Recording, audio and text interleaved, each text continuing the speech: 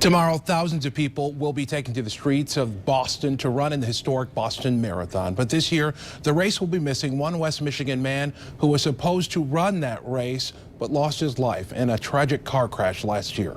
24-hour News 8's Tom Hillen has the story tonight of how his friends plan to honor him. Jim Kelly was what many would call a simple man. The things that brought joy and love to his life were his wife Terry, daughter Amber, son Corey, grandson Liam, and running. Because if there's one thing he did, it was help people get the best they could out of their run.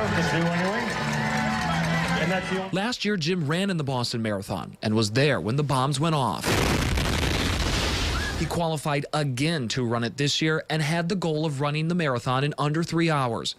But tragically, on a cold November night, Jim was hit and killed by a car while doing what he loved, running. I can't stress how long Jim chased 3 hours, and we chased it together a few times and never got there.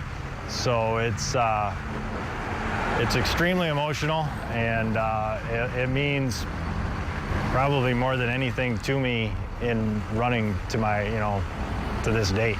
Monday, his friend and frequent marathon running partner Lewis will once again run the Boston Marathon and will do it honoring Jim by wearing his bib. He gave so much to the area, it would mean a lot to me to honor him and bring, his bib across the line for his family. This year's Boston Marathon will be different for so very many reasons.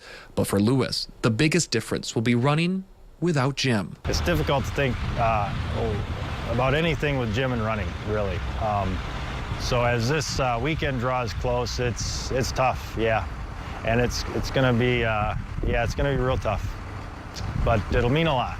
And though Jim won't be there physically, Lewis is sure he will be there with him for every single step of the 26.2-mile race known as the Boston Marathon. I'm sure it'll be a driving force. He'll pick me up when it's tough. I need him at miles 16 to 22. That's where it'll count the most, and I'm sure he'll be there.